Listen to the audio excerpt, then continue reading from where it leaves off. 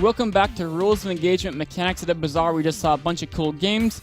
Quick recap, we saw a mech timing versus Terran, and we went to see using a Nidus as a Zerg to respond to a Protoss 2-base timing. And then we saw a little bit fun KR timing against Terran. So if you missed any of these games, you're just tuning in, go check them out at mlg.tv. Also want to remind you guys that after this, probably within a few minutes, when this episode is done, we're going to do some casting of the some of the unseen videos from the MVP tournament. You know, there's so many different Flash, Sue, Sulky, all those great Pro League guys, Grubby, etc. Have a lot of games you got on file from them playing in the tournament.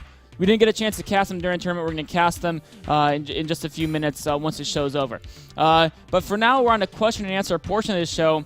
I got a question up here. It's going to be from Zach Peters. The question is, for lower league StarCraft player, what is the best way to systematically improve? Not get higher ladder league, just get good. So that's an interesting distinction, is between getting better in ladder and just getting good. And the important thing here to notice is if you just want to win in ladder, there's certain builds that are easy to execute and hard to defend, but those builds aren't, they don't work if your opponent does everything correctly. They're relying on an opponent mistake. And up until Masters League, everything basically below Masters, those mistakes will happen and it'll work, right? So using the 4-gate as Protoss, using 6 pools as Zerg, and doing 2 racks builds as Terran, all those builds are pretty easy to execute. You get a bunch of units early, you set them at your opponent, and if they don't scout and get the right defense, if they don't hit the force fields right, if they can't kite with their stalker perfectly, if they don't micro their workers just right, there's all these things they have to do right to defend, or you just have to kind of sit units and kill them. So if you want to just up your ladder, do a lot of those builds. If you're trying to get good, the most important thing is to do plays that focus on improving a certain aspect, and also have an idea of what you want to get out of every game, right? So let's say today you look at some of your replays, or you throw them up on SC2 gears or something, and you notice, one thing I'm having problems with is my opponents always have more stuff than me.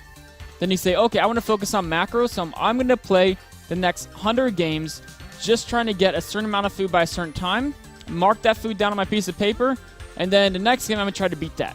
Doesn't really matter if I win or lose. I don't care about that. I'm not playing win or lose. I'm playing to get my macro better, and you only care about that. You don't even lose on purpose. Don't even control units. Just let yourself die, and even just leave the game, saying I'm going to get 100 food as fast as I can. Play versus NAI or something. Mark down your time. Keep doing it until you get better. The next time you're saying, you know what? I find my force fields are lacking. How can I play some ladder practice games that maximize my practice with force fields? Well, let me do Sentry heavy 1-base attacks, right? Like, it's not even a build that'll necessarily win, but the more you practice it, the better force fields you get. Or maybe, let's say, 2-base 7-gate attacks. That's very Sentry heavy off 4 gas, right? Do that build over and over and over again, and don't worry about winning or losing. Every battle, just focus on hitting the force fields right. And if you're not sure if you did, go into replay, pause it at the engagement, and analyze where should I place these force fields. The basic idea is every game come in with an idea of something you want to improve on, and just focus on that one aspect, and don't even worry about winning or losing. And make sure that the build you're choosing caters towards focusing on that one aspect. So I often recommend 2-base timing builds because they focus on macro and micro over strategy, because strategy can come and go. You can always come with new builds or worse builds, and that's something that doesn't really help you get good at the game in general, just at one specific little clever gimmicky build. So a standard 2-base timings are probably one of the best ways to just focus on improving your game. So I think this is about it for the question and answer segment.